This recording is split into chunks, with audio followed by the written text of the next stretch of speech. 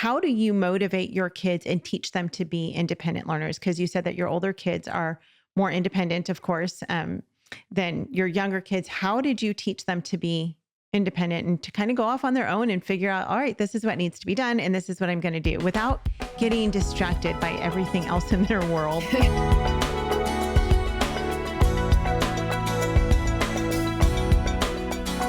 Take us through what a typical homeschool day would look like for your family, just kind of overall. Because if you're doing shorter lessons, you do morning basket, kind of walk us through your day. Yeah, so we vary our days just a little bit because I try to do nature study once a week. So some of our days are, once a week look like this. But, each morning when we do school, we do morning basket pretty quickly after they do breakfast and things like that. And so we gather together and do short things in our morning basket. Sometimes we take a little break. Maybe they go right in their narration notebook and then come back and we read a little bit more together. And then we break off and do some of those skill subjects individually. And then I can go around to those who need me. We have older students that are much more independent learners now. So I spend a lot more time with our younger two. And just kind of, walking them through their copy work. And we do map drawing. So our kids are drawing maps and we do nature journaling and narration and just a lot of things. Anything but a workbook we're doing except for, with math, my kids all use workbooks for math and for upper level science. So that's kind of what we do. Do they have a set schedule, like they do this subject, then this subject, then this subject, or do they just kind of do whatever feels like fun for that time of the day? Yeah, I determine what we do in the order that we do it for morning basket. But then when they go off to do their independent subjects, they just know what needs to be done before lunch. And I let them choose what order they do it in. As we do formal lessons before lunch. And then after lunch, our kids are doing all kinds of learning initiated by themselves. But Okay. All right. I love that.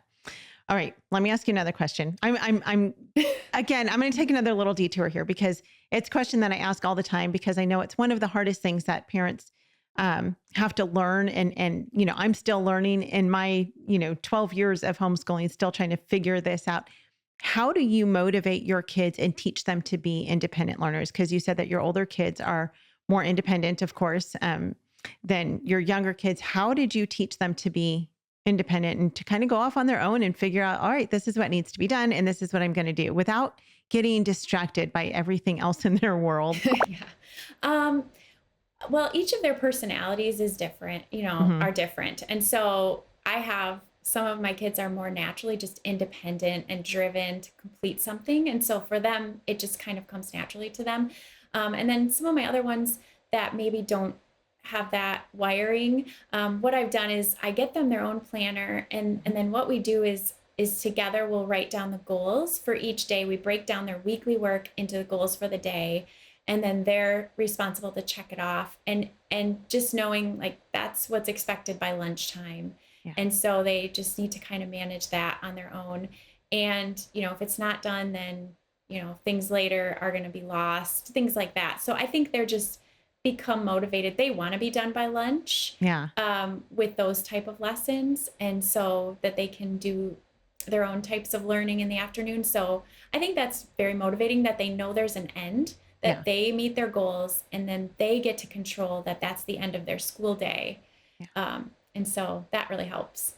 Yeah. Do your older kids help your younger kids with any of their subjects? Yeah, sometimes they do. And that's so sweet. That's something I homeschooling was unfamiliar to me. I was a school teacher. I went to school. And so seeing my kids helping one another on their own, I don't even sometimes ask. I'll have one of my older sons will read a science book to my daughter and then actually explain it to her too. It's just the sweetest. And I love the way that helps everybody learn, including the one reading, to them. So cool. And building relationships. I love that so much.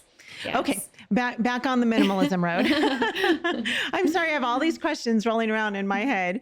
Yeah. Okay, so you talked about how more is not always better. Less sometimes is more. And you're not talking about just with less curriculum. You're talking about less time spent on these things. What is your next point? Yeah. I think it's really important to purchase intentionally. I think sometimes we can get so excited. You go to a garage sale or a used book sale at the library, and you can start grabbing all these great books. I know I love curriculum. I love reading through books and I love collecting them and trying to get them. But then what happens is we kind of can put too much on our kids. And so I think just really having those priorities, eliminating the clutter, choosing quality over quantity, and then taking those values to the store when you're purchasing curriculum for your kids, and really just remembering all of that and kind of having that person with the small apartment in your mind. What if you could only have the things that fit in a small apartment? What would you pick? That really does kind of help narrow it down to the very, the most valuable. And then just, kind of asking yourself 3 questions when you're purchasing curriculum. Will I use this? Do I need it? And will we love it?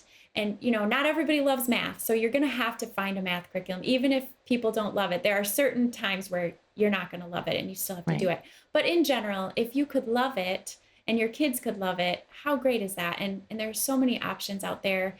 So to try to narrow in on those things, I think really helps build just a really great homeschool. Yeah. Yeah. I think one of the greatest things that homeschool moms can do when they're looking at a curriculum is try to find a friend who has that same curriculum and ask them, can I borrow this for a week or 2 weeks and really dig into it and try it with your kids to see if it's something, because it can get so expensive too. I mean, yes, there's a lot of great curriculum out there, but and that for a really low price. But when you just keep buying one after another after another, it can add up very quickly. And then, people end up saying, well, I can't afford to homeschool. Well, that's because you're buying 20 different, textbooks or whatever it is that you're looking for in a year, and it gets to be very, very expensive. And so as a community, I think it's great to be able to share with one another what we have and say, try this out. I've swapped curriculum with so many friends, and it has been such a great blessing to our family and to their families as well. Because then you don't have to spend the money on something that might not work for your families. Homeschool Insights is sponsored by CTC Math. If you're looking for a great online math program, visit ctcmath.com and try it for free. For more great homeschool inspiration and resources, listen to the Schoolhouse Rocked podcast every Monday, Wednesday, and Thursday.